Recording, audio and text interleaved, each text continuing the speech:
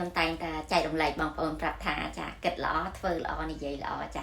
ហើយពេលដែលញោមឲ្យបងប្អូនចាគិតល្អធ្វើល្អនិយាយល្អហ្នឹងតែញោមខ្លួនឯងហ្នឹងបានធ្វើឲ្យនៅបងប្អូនចាអនុវត្តដូចគ្នាបងប្អូនចាមិនមែនថាប្រាប់បងប្អូនឲ្យខ្លួនឯងធ្វើទេចាអនុវត្តដូចគ្នាធ្វើដូចគ្នារហូតដល់ទៅជាសន្តានបងប្អូនចាហើយសម្រាប់ការគិតល្អនិយាយល្អធ្វើល្អនេះបងប្អូនចាបើសិនជាយើងមិនសន្សំជាសន្តានរឿយរាល់ថ្ងៃចាគឺយើងអត់ឈ្នះនៅពូជអវិជ្ជមានទេបងប្អូនចាព្រោះអីដូចខ្ញុំអញ្ចឹងចាអាយុម៉ាន46ឆ្នាំបងប្អូនចាអញ្ចឹងសន្សំសន្តានអវិជ្ជមានសន្តានគិតរឿងមិនល្អសន្តានគិតរឿងមិនល្អសួរថាយើង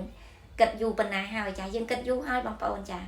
គិតយូរហើយគិតដោយមិនដឹងខ្លួនគិតដោយអត់ដឹងថាខ្លួនឯងនឹងធ្វើខុសទៀតចា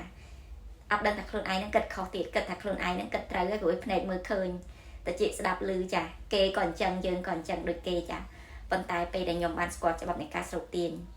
ខ្ញុំអនុវត្តចាខ្ញុំប្រែខ្លួនឯងចាប្រែពីការគិតអវិជ្ជមានមកគិតវិជ្ជមានគិតរឿងល្អៗឲ្យខ្លួនឯងចាព្រោះអីព្រោះសន្តានដែលយើងសន្សំមកវាយូរហើយរឿងរ៉ាវអវិជ្ជមាននិងរឿងរ៉ាវវិជ្ជមានបើសិនជាយើងចាស៊ីសងគ្នាអត់រួចគឺជាអ្វីដែលយើងបានជួបនៅពេលបច្ចុប្បន្នហ្នឹងដែលយើងជួបនៅពេលបច្ចុប្បន្ននៅរឿងរ៉ាវមិនល្អដោយសារអីដោយសារតែកម្លាំងស្រូបទាញរបស់យើងចាគិតនៅរឿង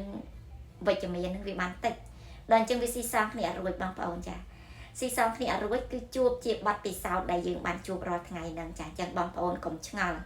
បងប្អូនកុំឆ្ងល់ហើយកុំទម្លាក់កំហុសថាមកពីអ្នកនេះមកពីអ្នកនោះមកពីរឿងចេះមកពីរឿងចោះបានយើងជួបរឿងហ្នឹងចាមកពីអមថាជនណាខ្លួន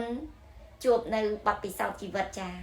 มันមានទ្រព្យធនធានដូចគេយើងគិតថាមកពីអីមកពីយើងកើតនៅក្នុងតកូលអ្នកក្រយើងម៉ាក់ប៉ាយើងមិនមានទ្រព្យធនធានតែបងប្អូនមានសម័យមានគិតទេចាយើងកើតនៅក្នុងតកូលអ្នកក្រហ្នឹងដោយសារអីដោយសារតែយើងសាងហេតុក្រចាបានយើងជួបនៅអ្នកក្របើមិនជាយើងសាងហេតុនៅកុសលនៅបុណ្យល្អយើងទៅកើតជាកូនអ្នកមានហើយចាអញ្ចឹងបងប្អូនកុំឆ្ងល់អ្វីដែលយើងជួបមិនថាពេលបច្ចុប្បន្នមិនថាពេលអនាគតគឺជាអ្វីដែលយើងសាង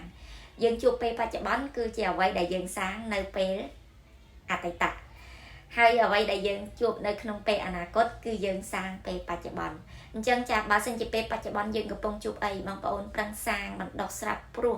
នៅក្របពូជល្អទៅពេលអនាគតយើងនឹងទទួលបានផលល្អចាអរគុណច្រើនបងប្អូនចានេះជាសារដាស់តឿនចាមិនមែនដាស់តឿនបងប្អូនទេតែបានដាស់តឿនខ្លួនខ្ញុំដូចគ្នាចាដាស់តឿនខ្លួនខ្ញុំដូចគ្នាបងប្អូនចាព្រោះអីទៅកើតផលគ្រប់យ៉ាងគឺជាច្បាប់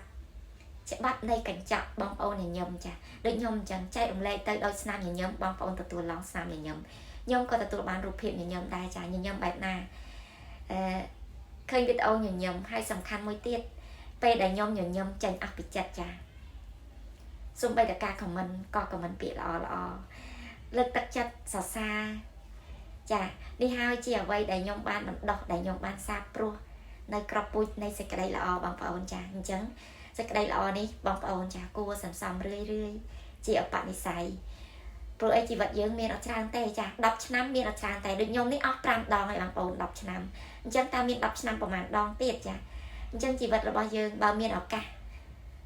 យើងសាងនៅសេចក្តីល្អទៅចាសាងនៅសេចក្តីល្អទៅទោះបីជាបញ្ហាចំពោះមុខយើងមិនទាន់បានផលល្អដោយសារអី